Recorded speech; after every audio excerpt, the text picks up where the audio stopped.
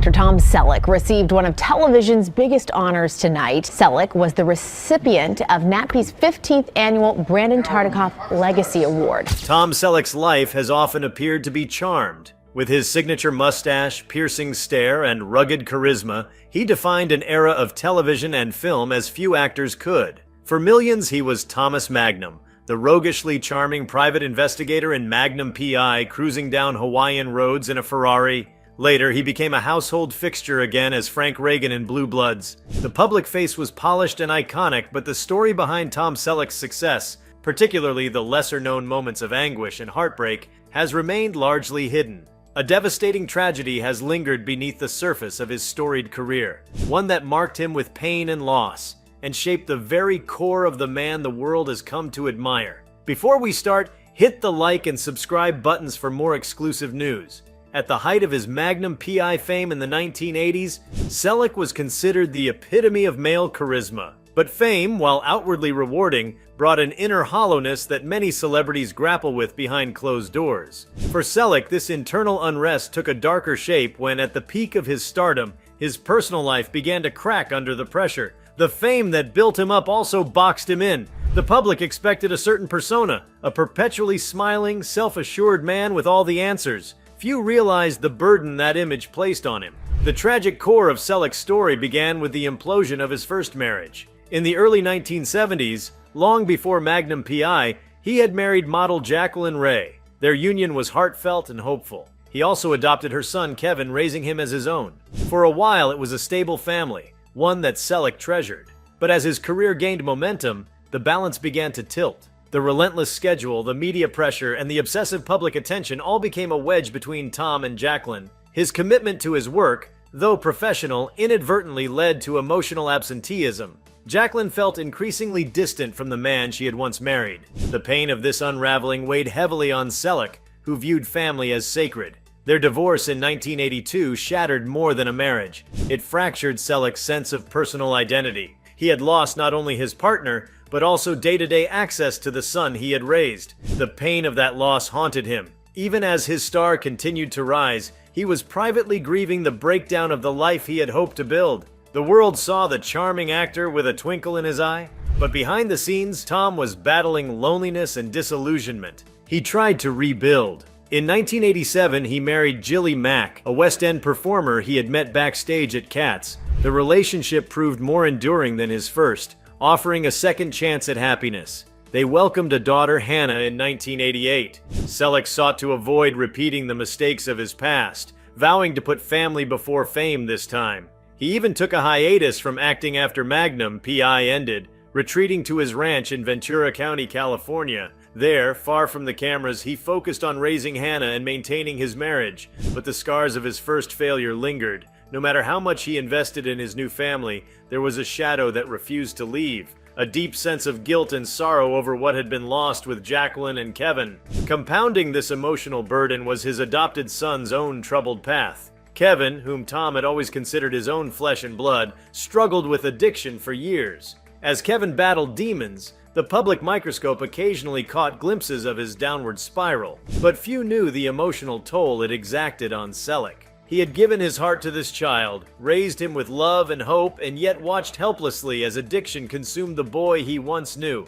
It was a torment few could understand. For Tom, the pain was twofold. Not only was he seeing someone he loved suffer, but he also questioned whether his own choices, his absence, his fame, his long working hours, had contributed to Kevin's decline. For years, Tom tried to help his son, funding rehab stays, offering support, and providing emotional encouragement. But addiction is a relentless beast, and it doesn't always respond to love. There were relapses, periods of silence and heartbreak, and through it all, Tom remained stoic to the public. Rarely did he speak of the pain in interviews. It was as though he had built a wall around this part of his life, protecting it from the gawking gaze of fans and journalists. That silence wasn't detachment. It was the armor of a man trying to keep his most fragile pieces from breaking further. Yet the tragedy in Selleck's life wasn't only rooted in personal relationships. There was also the quiet devastation of unrealized potential. In the early 1980s, Selleck had been offered the role of Indiana Jones, a part that would go to Harrison Ford and become one of the most iconic in cinematic history. The opportunity was a once-in-a-lifetime moment. Selleck had screen tested for the part and impressed everyone, including Steven Spielberg and George Lucas. But because of his contractual obligations to Magnum P.I, he was forced to turn it down. It may seem superficial in the face of personal anguish, but for an actor of his caliber, losing that role meant losing a different kind of legacy. Many actors chase immortality through their roles. Indiana Jones could have immortalized Selleck in a way Magnum never quite did. While he never publicly obsessed over the loss, those close to him say it lingered in his mind. It was a fork in the road he would revisit often, not out of regret for choosing Magnum, but for the knowledge that life offers few such perfect opportunities. The sting of what might have been was yet another silent sorrow, quietly compounding the emotional weight he carried. There were also physical ailments and burnout to contend with. After Magnum P.I, Selleck found himself drained, not just creatively, but spiritually. He had given everything to the role and the cost had been high. The long hours, stunts, and emotional exertion took a toll. His body began to feel the effects of years of on-screen action. He withdrew from Hollywood not just to focus on his family, but also to rediscover himself. His ranch became a refuge, a place where he could wake with the sunrise and dig his hands into the earth. But healing was a slow process and the wounds were many. Adding to his heartbreak was the sudden loss of close friends and collaborators over the years. Selleck had always been a loyal friend, cultivating deep bonds with his co-stars and crew. But as the years passed, he began to outlive many of those he had come up with.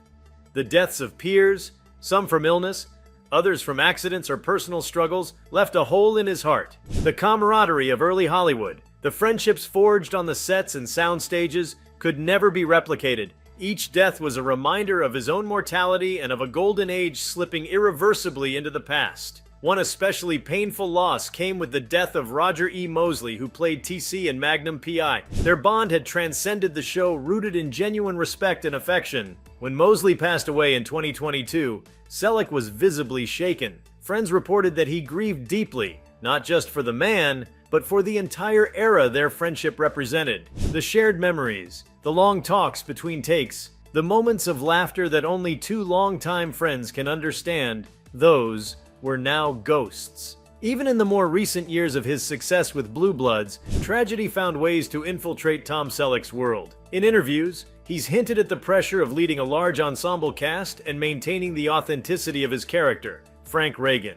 He has spoken about the exhaustion that comes with longevity, the effort required to remain consistent year after year. Yet he rarely mentions the toll it takes on his soul, the private griefs he carries into each scene, the emotional labor required to lead both on and off the screen. And through all this, he has continued to perform, to inspire, to embody the type of integrity that many admire and few possess. Behind the camera, Selleck has also battled the isolation of fame. Despite being beloved by millions, he has often felt alone. Fame isolates in ways most cannot imagine. People see the image, not the man. They project fantasies, not reality. Friends can become opportunists. Conversations grow shallow, and the weight of always having to be on becomes unbearable. Tom has often preferred the company of horses, trees, and open land to that of paparazzi and velvet ropes. His ranch is not just a home. It's a sanctuary from a world that has given him much, but taken much as well. Mental health has been another silent battle. While Tom Selleck has never publicly claimed depression, those who know him well have acknowledged that he has wrestled with darkness.